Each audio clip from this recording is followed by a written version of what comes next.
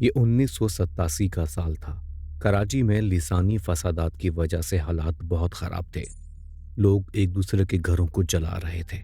ہمارے علاقے میں بھی کافی سارے گھر جلائے جا چکے تھے۔ یوں سمجھ لیں کہ 20 میں سے 10 گھروں کی جگہ اب صرف کھنڈرات باقی تھے۔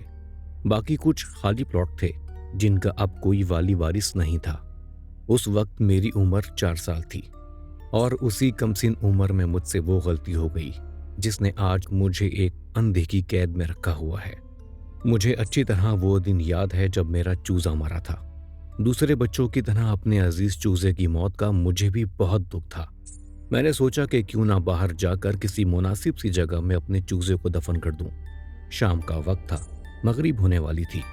میں جلدی سے گلی میں نکلا اور ایک کنڈر کے ساتھ خالی پلاٹ میں لکڑی سے زمین کھودنے لگا۔ تھوڑی سی زمین کھودی تھی کہ مجھے ایک چھوٹا سا ٹوکا ملا۔ یہ میرے لیے کسی انعام سے کم نہیں تھا۔ میں کچھ حاصل کرنے کی خوشی میں جلدی چوزے کو اسی کھڈے میں دبا کر وہ ٹوکا اپنے ساتھ گھر لے آیا۔ میں اپنے گھر میں سب سے چھوٹا تھا۔ شام کے وقت میرے بڑے بہن بھائی تھوڑی دور ٹیوشن پڑھنے جاتے تھے تو مجھے بھی ساتھ لے جاتے۔ اب مجھے یاد نہیں کہ یہ میرے خواب تھے یا حقیقت۔ مجھے صرف اتنا یاد ہے کہ ٹیوشن سے واپس آتے وقت میں بار بار پیچھے مڑ کر دیکھتا تو ایک لمبی سیاہ سی چیز ہمارے پیچھے ہوتی جسے دیکھ کر میں ڈرتا بھی تھا۔ کبھی آدھی رات کو آنکھ کھل جاتی تو لگتا جیسے وہ کالی چیز ہمارے صحن میں کھڑی ہے اور میں ساری رات روتا رہتا، لیکن میرا رونا کسی اور کو سنائی نہیں دیتا۔ ہاں، لیکن رات کو گلی سے آنے والی گھنگرو کی آواز سب کو سنائی دیتی تھی۔ بس پھر میرے ساتھ اکثر ایسے واقعات ہوتے جن سے مجھے چوٹ لگتی۔ ایسے ہی وقت گزرتا رہا، چھوٹے موٹے واقعات ہوتے رہتے۔ ہمیں لگتا تھا کہ ہمارے علاقے میں ہی کوئی ایسا مسئلہ ہے۔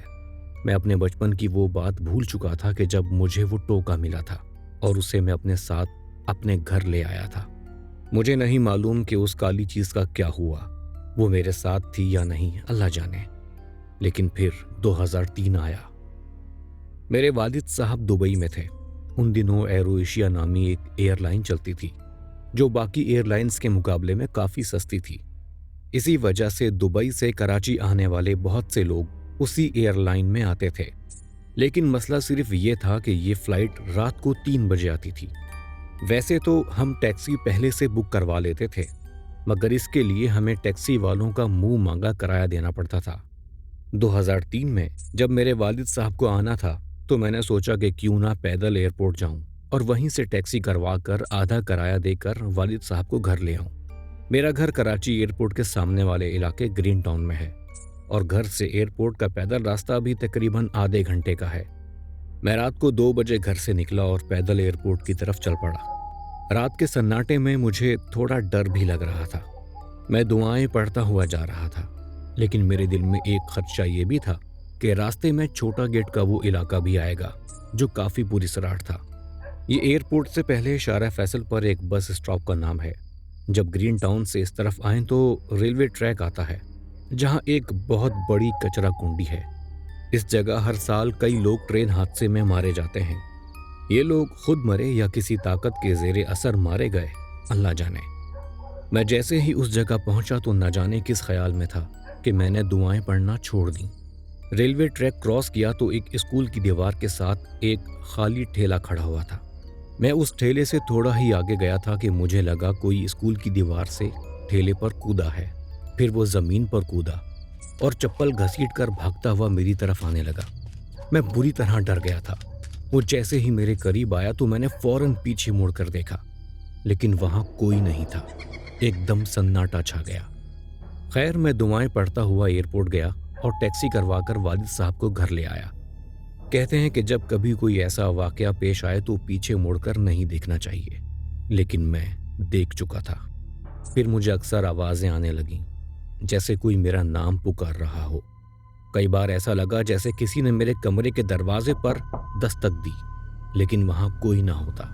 یہ سب کچھ دن ہوتا اور پھر اچانک سب ختم ہو جاتا۔ یہ سلسلہ چلتا رہا یہاں تک کہ سال 2012 آیا جب پہلی بار ان واقعات میں شدت آئی۔ اگست 2012 کی ایک رات تھی۔ رات کے 2 بجے جیسے ہی میں سویا تو مجھے محسوس ہوا کہ میرے کمرے میں کوئی موجود ہے۔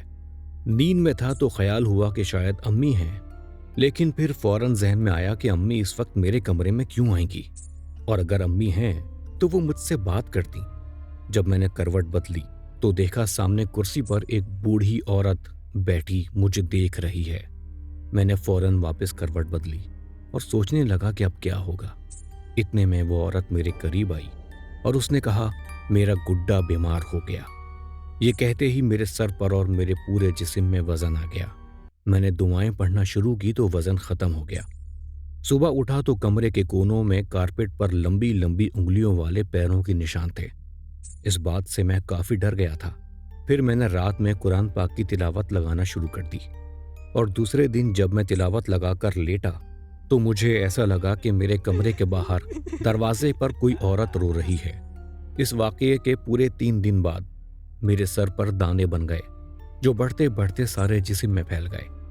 डॉक्टर को दिखाया तो मालूम हुआ कि मुझे सोराइसिस यानी चंबल हो गई है।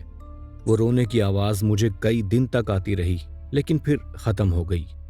10 साल हो गए इस वाकये को, लेकिन आज भी मैं बिना तिलावत लगाए नहीं सो सकता।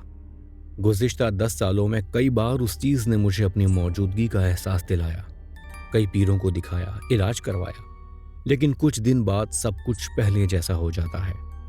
मुझे बताया गया कि तुम पर किसी ने जादू करवाया है और ये सब कुछ उसी वजह से होता है। मैंने बहुत सोचा कि मुझसे किसी को क्या मसला होगा जो कोई मुझ पर जादू करवाएगा, लेकिन फिर एक दिन मुझे बचपन का वो इनाम याद आया। जादू तो है मुझ पर, लेकिन ये जादू किसी और ने मुझ पर नहीं किया। ये जादू मैं खुद अपने साथ घर लाया था। 4 साल की उम्र में जो गलती हुई थी उसकी सजा मैं आज तक भुगत रहा हूँ।